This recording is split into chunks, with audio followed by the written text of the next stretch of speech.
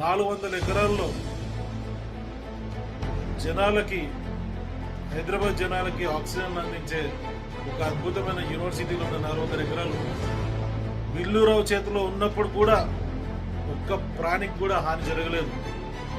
20 ఏళ్ళు ఏ ప్రభుత్వం వస్తే ప్రభుత్వాలు కొట్లాడితే ఇవాళ నువ్వు మాత్రం ఒక పసి పాపని, రాష్ట్ర ముఖ్యమంత్రి అంటే తండ్రి లాంటి వాడు, ఒక పసి పాపని రాక్షసుడి దగ్గర, బిల్లురావు లాంటి రాక్షసుడి దగ్గర ఉన్నప్పుడు కూడా క్షేమంగా ఉంది. కానీ ఒక ముఖ్యమంత్రి, ఒక తండ్రి లాంటి నీ దగ్గరకు వచ్చిన తర్వాత మాత్రం ఇక 400 ఎకరాలు అల్లాడిపోయింది.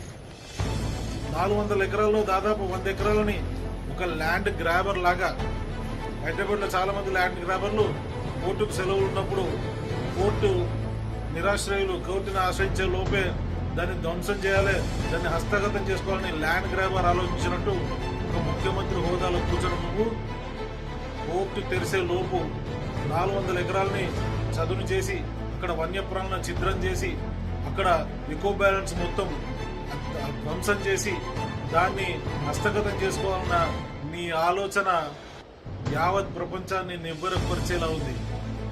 పక్క రాష్ట్రం విద్యార్థులు లేదా పక్క రాష్ట్ర ప్రజలు ప్రతి ఒక్కరు కూడా ఆ వన్యప్రాణులు చూసి అయ్యో పాప అంటున్నారే.